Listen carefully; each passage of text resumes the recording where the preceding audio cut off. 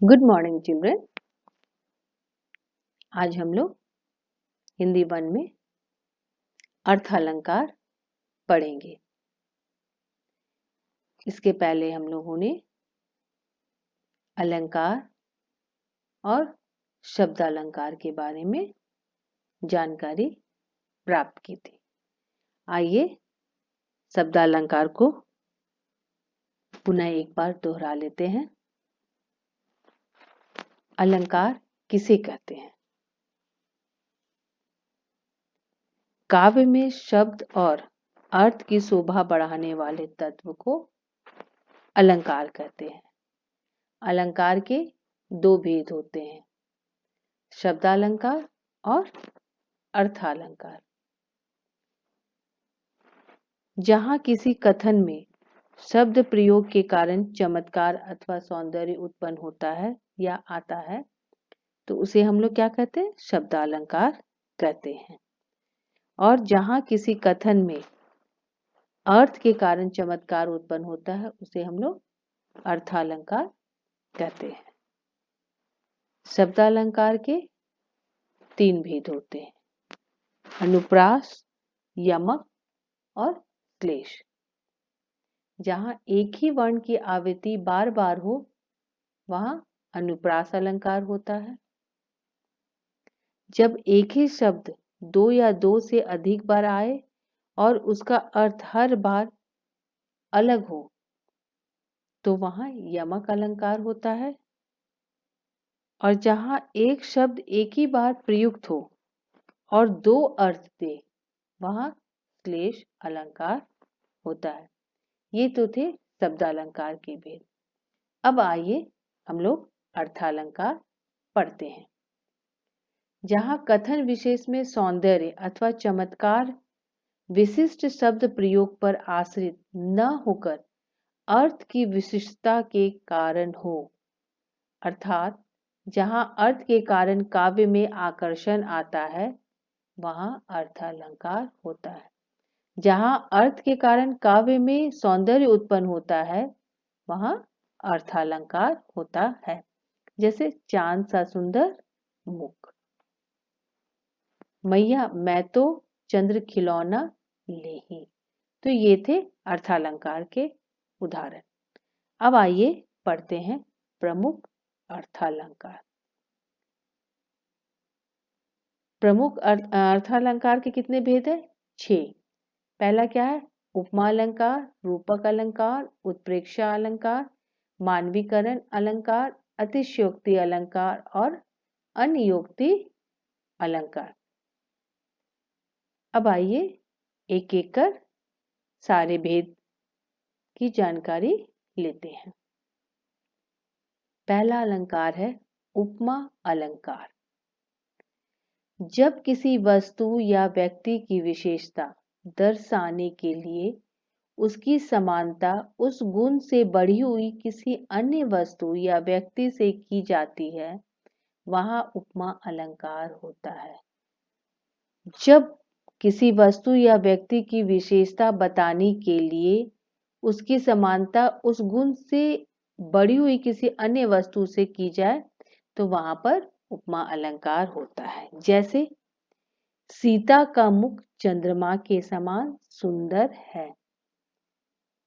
सीता का मुख सुंदरता में किसके समान है? चंद्रमा के समान। इसलिए यहाँ पर कौन अलंकार होगा? उपमा अलंकार। उपमा अलंकार के 4 अंग होते हैं। पहला क्या है? उपमेय, जिसकी उपमा दी जाए अर्थात जिसका वर्णन हो रहा है उसे उपमेय कहते हैं। जिसका वर्णन हो रहा है उसे क्या कहते हैं? उपमेय कहते हैं। जैसे इस वाक्य में सीता का मुख चंद्रमा के समान सुंदर है, तो जिसका वर्णन हो रहा है मतलब सीता, सीता क्या है? उपमेय।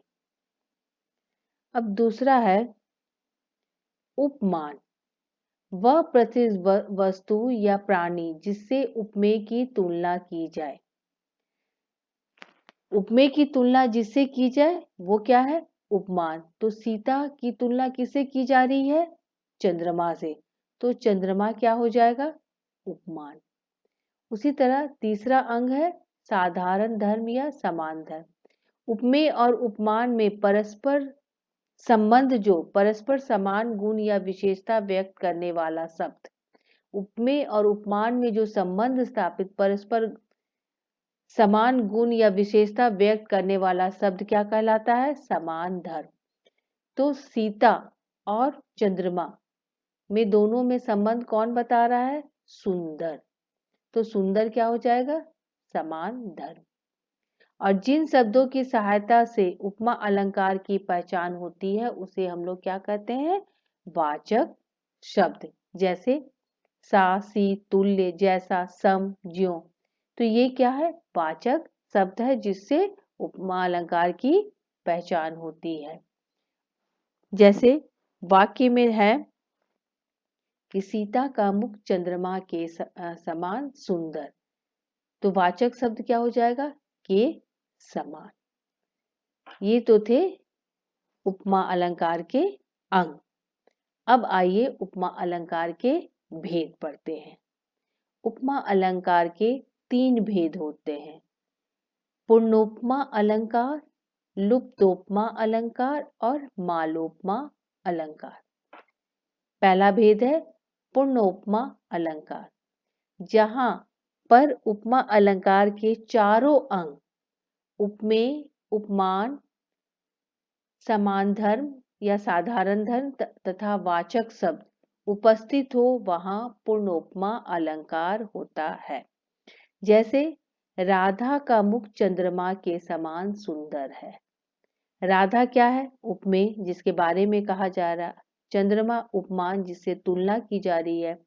के समान वाचक शब्द जो संबंध बता रहा है। और सुंदर क्या है? साधारण के समान वाचक है जो उपमा अलंकार की पहचान होती है। और सुंदर जो उपमेय और उपमान में परस्पर समानता बता रहा है। तो जिस उपमा अलंकार में उसके चारों अंग उपस्थित हो वहां पूर्णोपमा अलंकार होता है। दूसरा क्या है? लुप्तोपमा अलंकार। जिस लुप्त मतलब गायब। जिस उपमा अलंकार में चारों अंग उपमेय, उपमान, साधारण धर्म और वाचक शब्द में से कोई एक अंग लुप्त हो वहां लुप्तोपमा अलंकार होता है। जैसे यह देखिए अरविंद से शिशु वृंद कैसे सो रहे हैं। शिशु वृंद उपमेय, अरविंद उपमान और से वाचक धर्म। साधारण धर्म क्या है? यहाँ पर विलुप्त है, लुप्त है। दूसरा क्या है? पड़ी थी बिजली सी विकराल। बिजली क्या है? उपमान है। सी क्या है? वाचक शब्द है। विकराल क्या है? साधारण धर्म है और उपमेय लुप्त है। तो जिस उपमा अलंकार में उसके 4 अंग में से कोई एक अंग उपस्थित न हो या लुप्त हो तो उसे लुप्तोपमा अलंकार कहते हैं। तीसरा भेद है मालोपमा अलंकार। यदि एक वस्तु की अनेक वस्तुओं से उपमा की जाए तो वहां पर मालोपमा अलंकार होता है। मालोपमा का अर्थ है माला प्लस उपमा, अर्थात जहां उपमा की माला हो, मतलब एक वस्तु की तुलना बहुत सारे अनेक वस्तुओं से की जाए। जैसे सिहनी सी काननों में, योगिनी सी शैलों में, सफरी सी जल में, विहंगनी सी व्योम में, जाती अभी और उन्हीं खोजकर लाती मैं। तो यहाँ पर यशोधरा के लिए सिहनी, योगिनी, सफरी, विहंगिनी ये 4 उपमान प्रयुक्त किए गए हैं। यहाँ उपमा की माला बन गई है। इसलिए क्योंकि यहाँ पर एक वस्तु की, एक व्यक्ति की तुलना, एक वस्तु की तुलना, यशोधरा की तुलना किसे की गई है? अनेक उपमाओं से, अनेक वस्तुओं से की गई है। तो इसलिए यहाँ पर मालोपमा अलंकार होगा। तो ये थे उपमा अलंकार के 3 भेद। पूर्णोपमा अलंकार, लुप्तोपमा अलंकार और मालोपमा अलंकार। अब आइए अर्थालंकार के दूसरे भेद पढ़ते हैं। रूपक अलंकार, जहां गुण की अत्यंत समानता दर्शाने के लिए उपमेय और उपमान को एक कर दिया जाता है। जहां पर उपमा और उपमान को गुण के कारण एक कर दिया जाता है, वहां पर रूपक अलंकार होता है। अर्थात उपमान को उपमेय पर आरोपित कर दिया जाए, उपमा और उपमान को एक कर दिया जाता है। जैसे जलता है यह जीवन पतंग, जीवन क्या है? उपमेय, और इस पर पतंग उपमान को आरोपित कर दिया गया है, मतलब मान लिया गया है। उसके बाद तीसरा भेद है उत्प्रेक्षा अलंकार, जहां उपमेय और उपमान की समानता के कारण उपमान की संभावना या कल्पना की जाए तो वहां पर उत्प्रेक्षा अलंकार होता है। जहां पर उपमेय और उपमान की समानता के कारण दोनों की कल्पना या संभावना की जाए तो वहां पर उत्प्रेक्षा अलंकार होता है। उत्प्रेक्षा अलंकार के वाचक शब्द क्या है? मनु, मानो, जानू। जहां पर मान लिया जाता है तो वहां पर उत्प्रेक्षा अलंकार होता है। जैसे सोहत ओढ़े पीठ पर श्याम सलोने गात, मानो नीलमणि सैल पर आपत परियो प्रभात। यहाँ पर क्या है? कृष्ण के सुंदर शरीर में नीलमणि पर्वत की और उनके शरीर में प्रभात की धूप की मनोरम कल्पना की गई है। कृष्ण के शरीर की में किसकी? नीलमणि पर्वत की, और प्रातःकालीन सुबह की, प्रभात के धूप की, प्रातःकालीन धूप की कल्पना की गई है। तो इसलिए यहाँ पर कौन अलंकार होगा? उत्प्रेक्षा अलंकार। अब आइए 4th नंबर भेद है मानवीकरण अलंकार, जहां पर प्रकृति पर मानवीय क्रियाओं का आरोप किया जाए, अर्थात जहां प्रकृति को मानव की तरह चेतन क्रियाकलाप करते हुए चित्रित किया जाए। जहां पर प्रकृति को मानव क्रिया करते हुए चित्रित किया जाए, दिखलाया जाए, वहां मानवीयकरण अलंकार होता है। जैसे सोन जूही की बेल अलबेली, आंगन के बाड़े पर चढ़कर दारू खम को गल बाही भर। सोन जूही को अलबेली स्त्री के रूप में क्या किया गया है? चित्रित किया गया है।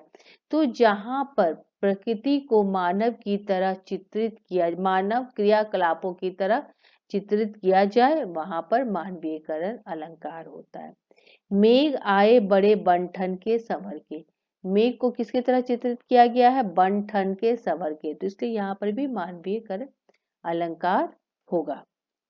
उसके बाद 5वां भेद है अतिशयोक्ति अलंकार। अतिशयोक्ति का अर्थ होता है किसी चीज को बढ़ा चढ़ा के कहना। अतिशय उक्ति अर्थात अत्यंत बढ़ा चढ़ाकर कहना, जहां किसी का वर्णन इतना बढ़ा चढ़ाकर किया जाए कि सीमा या मर्यादा का उल्लंघन हो, तो वहां अतिशयोक्ति अलंकार होता है। अतिशयोक्ति अलंकार में किसी बात को, किसी का वर्णन इतना बढ़ा चढ़ाकर किया जाए कि वहां मर्यादा का उल्लंघन हो जाता है। जैसे हनुमान की पूंछ में लगन न पाई आग, लंका सिगरी जल गई, गए निशाचर भाग। मतलब हनुमान की पूंछ में अभी आग लगी भी नहीं थी और सारी लंका जल गई और राक्षस भाग गए। तो जब किसी बात को हम इतना अधिक बढ़ा चढ़ा कर कहते हैं कि वो अपनी मर्यादा लांघ जाए, तो वहां पर अतिशयोक्ति अलंकार होता है। दूसरा, आगे नदियां पड़ी अपार, घोड़ा कैसे उतरे पार, राणा ने सोचा इस पर तब तक चेतक था उस पर राणा प्रताप अभी सोच ही रहे थे कि नदी बहुत गहरी है, तब तक उनका चेतक नदी के उस पार पहुंच गया था। तो जब किसी बात को अत्यधिक बढ़ा चढ़ाकर कहा जाए तो वहां पर अतिशयोक्ति अलंकार होता है। अब आइए 6ठा भेद है अनियोक्ति अलंकार। तो अनियोक्ति जहां किसी बात को सीधे या प्रत्यक्ष न कहकर अप्रत्यक्ष रूप से कहते हैं, वहां अनियुक्ति अलंकार होता है। जहां पर किसी बात को सीधे न कहकर अप्रत्यक्ष रूप से कहते हैं तो वहां पर अनियुक्ति अलंकार होता है। जैसे फूलों के आसपास रहते हैं फिर भी कांटे उदास रहते हैं। फूल सुख को, कांटे दुख। तो यहाँ पर फूल सुख सुविधा का प्रतीक है और कांटे दुखी प्राणियों के प्रतीक है। अतः यहाँ सुख से घिरे हुए दुखी प्राणियों को संबोधित किया गया है। फूलों के आसपास रहते हैं फिर भी कांटे उदास, मतलब सब सुख सुविधा में रहते हुए भी क्या है, दुखी है। तो इस तरह के अलंकार को हम लोग अनियुक्ति अलंकार कहते हैं। ये तो थे अर्थालंकार के भेद। मुझे उम्मीद है बच्चों आपको अर्थालंकार समझ में आ गया होगा। आप लोग इसका अभ्यास करेंगे और इसे अपनी कॉपी में लिखेंगे। धन्यवाद।